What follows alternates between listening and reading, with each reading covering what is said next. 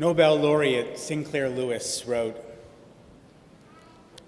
"There is no greater compliment to the Jews than the fact that the degree of their unpopularity is always the scientific measure of the cruelty and silliness of the regime under which they live." The line comes from the book It Can't Happen Here, Lewis's dystopian novel about the rise of American fascism.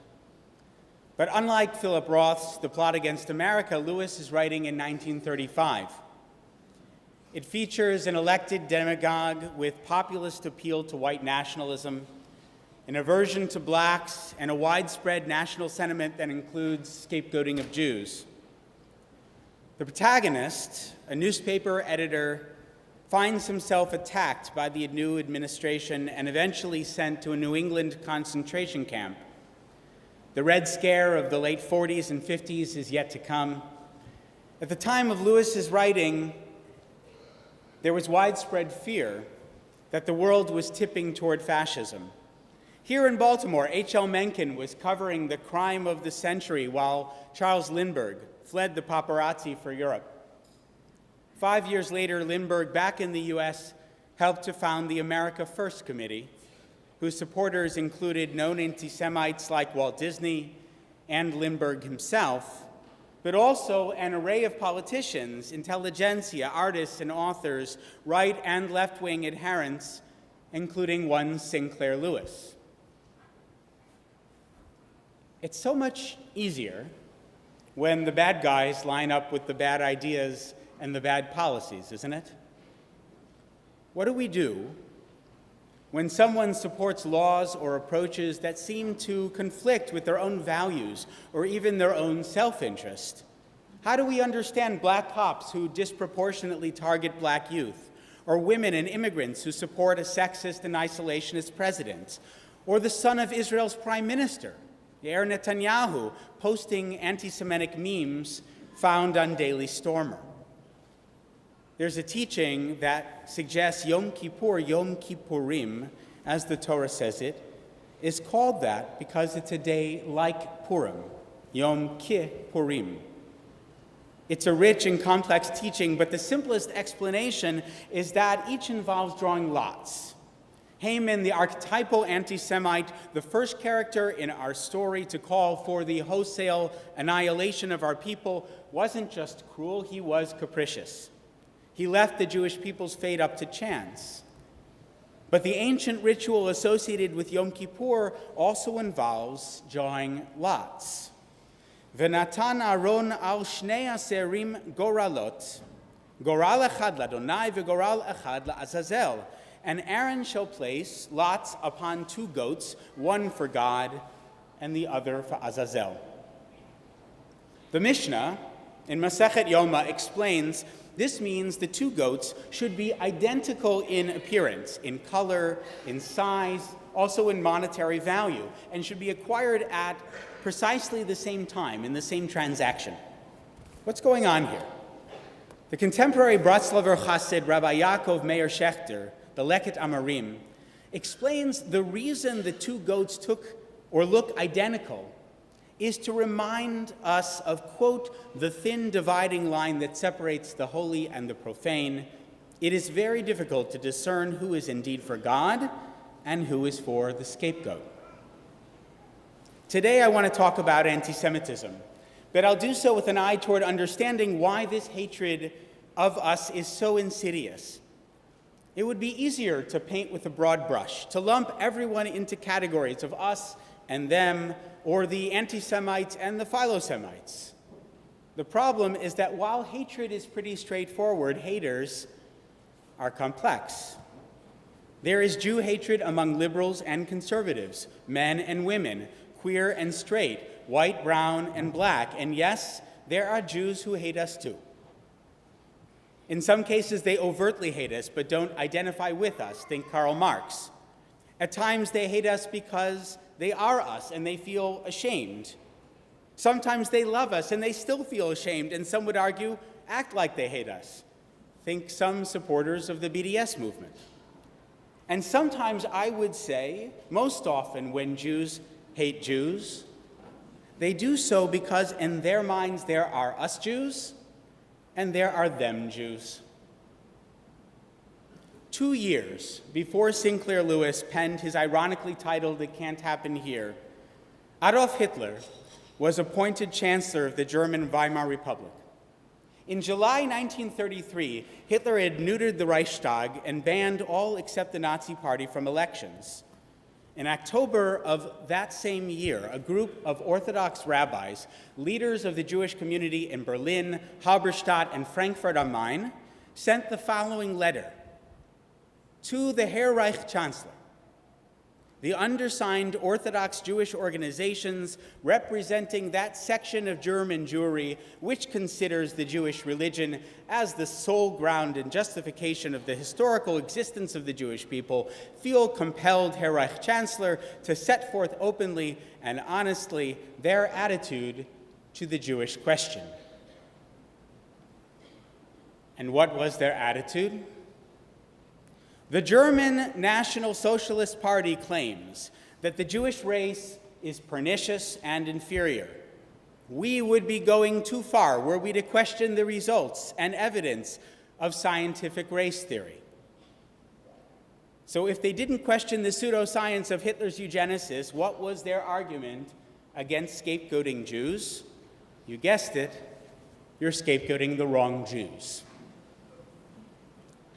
When we are reproached with the fact, they write, that Jewish hyper-intellectualism injects a dangerous germ of decay into the German essence when the attempt is made to represent this as a natural taint of Jewish blood, and when, in support of this claim, the work of modern Jewish writers and scientists, journalists, and artists is cited, then we rightly contend that all these people are products of a modern rationalist spirit. The true Jewish blood, these Jews write to Hitler, the true Jewish race, as it has been shaped over 3,000 years, is represented by no one less than it is by deracinated Jews, people whose intellectual outlook stamps them as 20th century Europeans, not as Jews.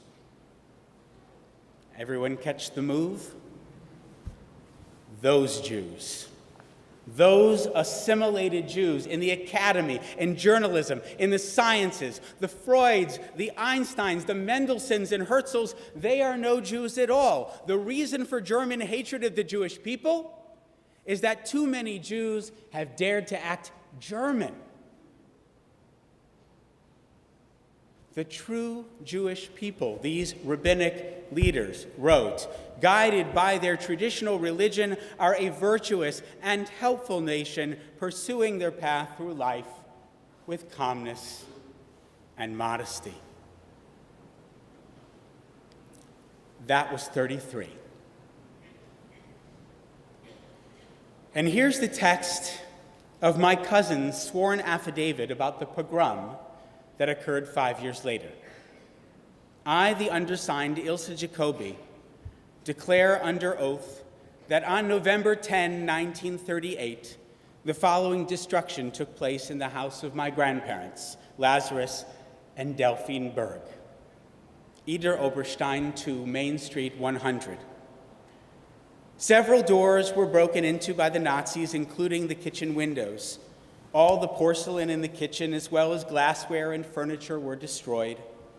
A new Singer sewing machine that folded down into its cabinet was made unusable. In addition, I would like to add that out of fear, I jumped out of a window to protect myself from being personally attacked. This is Kristallnacht in my great-grandparents' home. My grandfather, Montrose Berg, fled that home and left for America as a refugee in 1939. Hitler's Nazi Party was elected not to a majority but a plurality of seats, 37%. But 3 years prior, it had been only 18%. The ultranationalist Alternative for Deutschland Party, AfD, after elections this week, 2017, won just south of 13%, but it is now the third largest party in the Bundestag.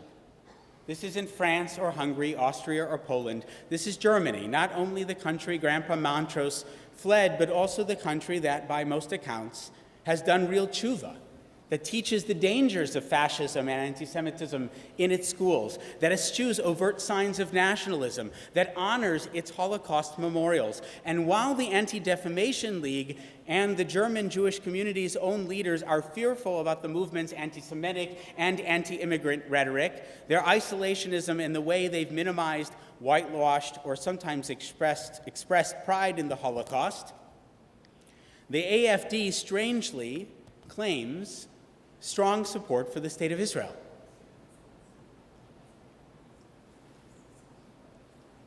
There are two things that we need to understand about white nationalists in Europe and here in the US. They have a fundamentally racist ideology. The America Richard Spencer professes to love doesn't look like the America that you and I live in. That's one. Two, they do not necessarily believe that those of other, quote, inferior races should disappear, at least not in the short term. It's just that everyone should stay in their lane, in their place. This is how the AfD in Germany or the Unite the Right here in the US have adherents who purport to be Zionists. Now, for what it's worth, how sincere they are in their Zionism is suspect, to say the least. Tablets Yair Rosenberg brought Jean-Paul Sartre's 1946 Anti-Semite and Jew in a recent talk that he gave at the AJC. This is what Sartre had to say. Never believe that anti-Semites are completely unaware of the absurdity of their replies. They know that their remarks are frivolous, open to challenge, but they are amusing themselves. For it is their adversary who is obliged to use words responsibly, since he believes in words. So enough about Germany for now. Let's talk about America, shall we? The America our current president is making great again by making it first among the nations. The America where a shul in in St. Louis, that opens its doors to Black Lives Matter protesters sparks the hashtag Gas the Synagogue. The America where prominent Jewish journalists are trolled by alt-right sympathizers with memes of concentration camps. The America where Jewish cemeteries are vandalized and where Nazis and the KKK march through the streets with torches shouting, "Jews will not replace us."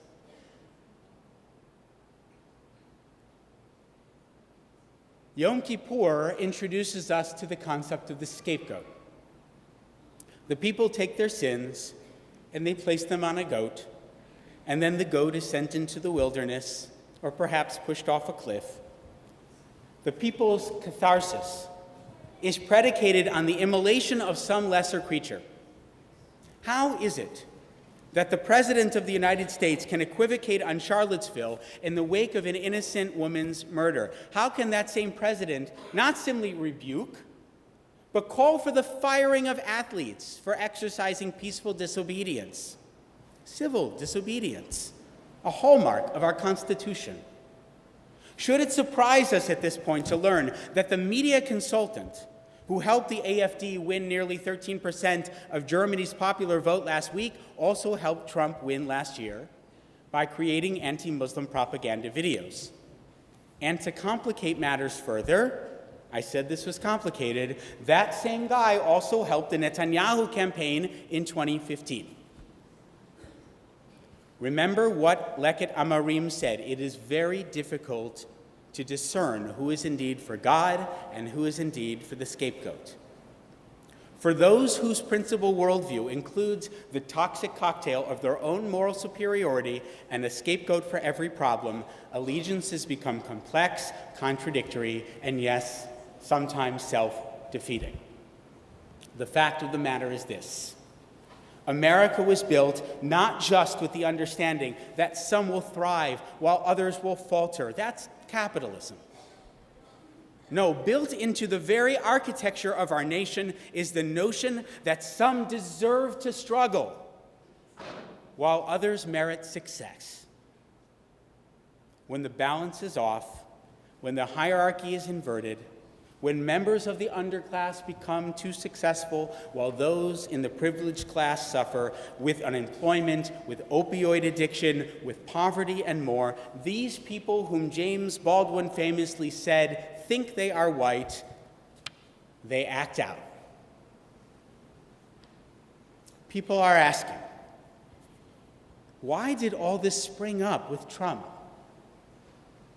Why have incidents of anti-Semitism increased so dramatically in the past 18 months? You may ask yourselves that very question. The answer is it isn't new at all. It was there, lurking, bubbling beneath the surface. I said on Rosh Hashanah, Trump didn't create the culture of BS in America. He is a product of that culture. But also, he didn't create Islamophobia or nativism or transphobia or misogyny or racism or other facets of hate he's been able to weaponize so effectively. But let's stay with anti-Semitism for now, shall we? As we know, it's nothing new. In fact, it's been called the longest hatred.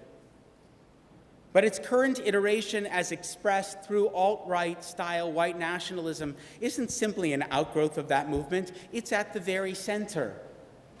Eric K. Ward, a senior fellow at the Southern Poverty Law Center, has said anti-Semitism forms the theoretical core of white nationalism. If you haven't yet read the essay Skin in the Game, How Anti-Semitism Animates White Nationalism, you should. I highly recommend it. Ward began his career studying hate groups by infiltrating them. As a black man in 1995, he attended the Preparedness Expo. Have you heard of this? It was in Seattle that year, 1995, and it was a gathering for anti-government militia, just months after the most notorious attack that grew out of that anti-government militia movement, the Oklahoma City bombing. Ward passed himself off as a black militant and was, in a sense, warmly embraced by a group called Police Against the New World Order. The group was organized by an ex-Phoenix cop who argued for forging temporary alliances with the, quote, blacks, Mexicans, and Orientals against the real enemy, the federal government controlled by an international conspiracy. He didn't have to say who ran this conspiracy, explains Ward, because it was obvious to all in attendance. Here are the two most important points that Ward makes about the relationship between anti-Semitism and white nationalism. I'm going to quote him at length because he makes the case better than I ever could. To recognize that anti-Semitism is not a sideshow to racism within white nationalist thought is important for at least two reasons. First, it allows us to identify the fuel that white nationalist ideology uses to power its anti-black racism, its contempt for other people of color, and its xenophobia, as well as the misogyny and other forms of hatred it holds dear. The successes of the civil rights movement created a terrible problem for white supremacist ideology. White supremacism, inscribed de jure by the Jim Crow regime and upheld de facto outside the South, has been the law of the land, or had been the law of the land, and a black-led social movement had toppled the political regime that supported it. How could a race of inferiors have unseated this power structure through organizing alone? For that matter, how could feminists and LGBTQ people have upended traditional gender relations? Leftists mounted a challenge to global capitalism. Muslims won billions of converts to Islam. How do you explain the boundary-crossing allure of hip-hop, the election of a black president? Some secret cabal, some mythological power must be manipulating the social order behind the scenes. This diabolical evil must control television, banking, entertainment, education, and even Washington, D.C. It must be brainwashing white people, rendering them racially unconscious. That's his first point. The invisible hand of the Jew. Ward's second point, though, cuts to the quick, because in some ways it's even more unsettling. Hey guys, You are most welcome in here. I'm thrilled that you're here. This is an important message, but I need you to listen now, okay? All right, thank you.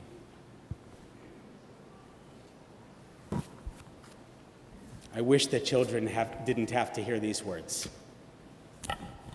Ward's second point. Did they leave?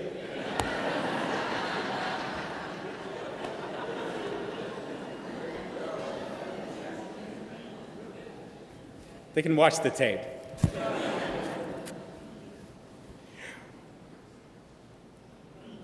As you know, Jews of Ashkenazi descent in America have been largely seen as white folks since the 1950s or 60s. If you examine structures of oppression in this country, it's surely not the Jews who suffer most. Jews, as a class, are among the most highly educated, most successful, and most affluent. That's why I involve myself with issues like police accountability, or education reform, or immigration policy. That's why we hosted events here at Beth Am this year to resist Trump's travel ban. Our past experience of oppression should sensitize us to present-day injustice visited upon others.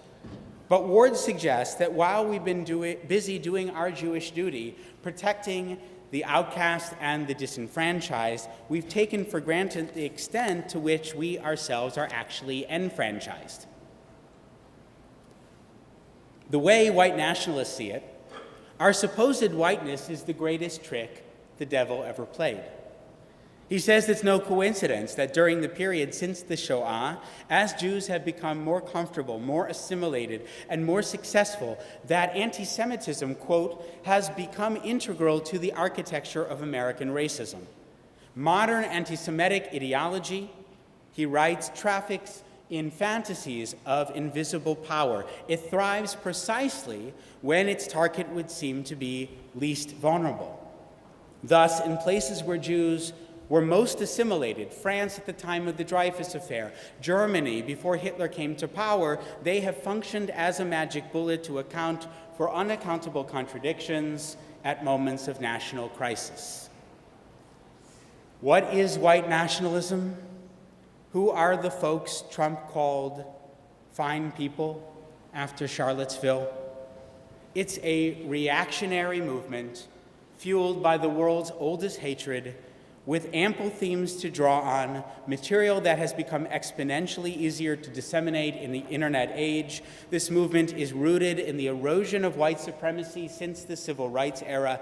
Its adherents are angry, they're fundamentally anti-government, they're increasing in number, they're emboldened by Trump's rise to power and fetishizing the Second Amendment, they're armed. Sinclair Lewis's "It Can't Happen Here" begs the question, can it? I'll say it. Yes. Yes, it can. As long as human beings who crave and utilize scapegoats have power, there is always a chance that the grand and fledgling experiment of American democracy will give way to a more sinister and ancient form of governance. A dear congregant said to me in the months after Trump's inauguration, the elasticity of our democracy is about to be tested. So where do we go from here? The first thing we do is remember this is a society of laws. It still is. Yes, inequity is baked into the system, so we must advocate and protest and legislate to right old wrongs and establish greater balance of opportunity for all Americans. But it is a country of laws. The second piece is harder, because identity is so difficult to comprehend. But we need a better, more comprehensive way of embodying and expressing our own Jewishness. Spinoza's notion that Judaism is first and foremost a religion has permeated the Jewish psyche since the Enlightenment. But in many ways, folks, it's a problematic assertion. That's one of the reasons I'm so anticipating Yehuda Kurtzer and Mark Steiner's event at AVAM on October 22nd. Yehuda's talk, What is a Jew?, will help us examine the multifaceted nature of Jewish identity. One aspect of that is that in America, or one aspect of that identity in America is whiteness. Many believe that we are white. Others, like neo-Nazis, hold we are wolves in sheep's clothing. What do we think? When white nationalists target us, troll us, harass us, intimidate us, or God forbid harm us, we owe it to ourselves to know what and who we are. Which brings me to my final point. We Jews love to argue. It's central to our way of being. Someone recently told me they thought to be Jewish is to have a disproportionate tendency toward microaggressions. I hate that guy.